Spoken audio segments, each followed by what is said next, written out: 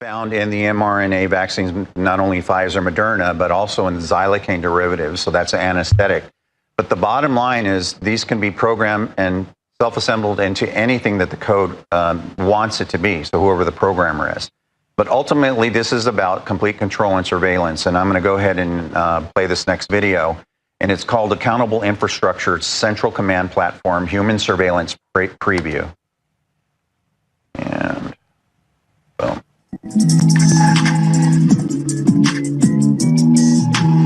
The Central Command Platform gives key decision makers easy access to advanced surveillance options. Using the icons at the top, we can toggle the visibility of the subjects we want to view. We'll tap the human icon to activate their visibility. This gives us a real-time view of all the subjects in our jurisdiction. Let's use the search bar to find a specific subject. Here, we can search by typing in the name of a subject or search with an image of the subject's face. First, let's try typing in the name of our subject. In this case, there were 2 people with the same name found in our jurisdiction. We can tap a subject's live location to see more details.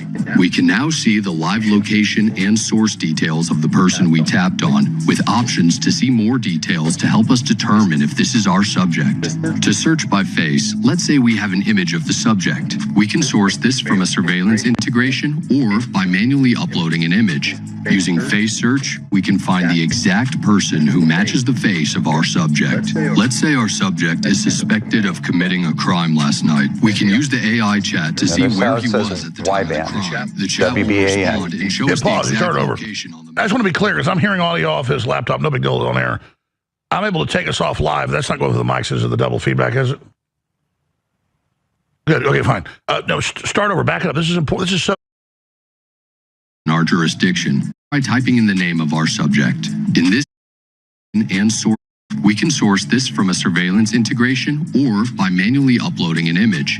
Using face search, we can find the exact person who matches the face of our subject. Let's say our subject is suspected of committing a crime last night. We can use the AI chat to see where he was at the time of the crime. The chat will respond and show us the exact location on the map.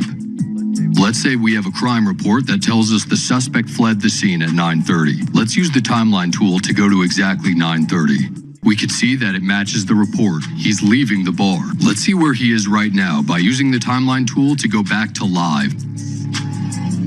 We can use the chat to automate the next steps, such as requesting an arrest warrant and sending units to the area once we receive it. The chat will automatically create an action plan and execute the plan for you as soon as you give the approval. It'll notify the relevant parties, execute according to your department's protocol, and custom integrations with your current services, allowing you to keep your jurisdiction safe and secure right from the palm of your hand with the Central Command Platform.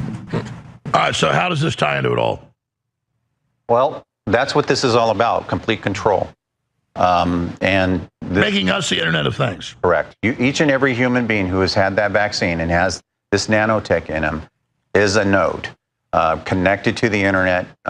This is a collaboration between satellite technology, cell phone technology, Wi-Fi technology. It all integrates as one network. So from geospatial down to 5G, and that's the Google plan in '98 with In-Q-Tel CIA funding. They said a human-machine cybernetic creation where we're part of the cyborg, part of the AI. Exactly.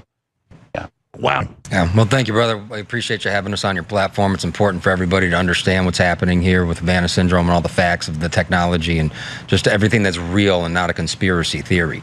I served in our United States Air Force from 2001 to 2007. I was deployed in 2003 to Iraq and a bunch of other different countries over in the area of responsibility where we were working. And in 2004, I came across your platform, and I've been running with you in the InfoWar ever since. And the reason that I started looking into things, because I saw that what I was being told and what was happening were 2 different things. What I would see on mainstream media and operations that we were running were not the same. They were kind of running parallel to each other. So it's important for people to understand that this is real. If you study the globalist plan, you asked earlier, what's the end game to all this stuff? Brzezinski of the World Economic Forum back in the day was actually on record talking about how it's easier to control 1 million people than it is to kill 1 million people. Their goal is the New World Order, and yeah, they're trying to decrease the world's population by 90% so they can have a total one world government controlled, and they're using technology as the method to do it because they can't just assign an officer for every person, so they have to do it in a technological and more advanced way.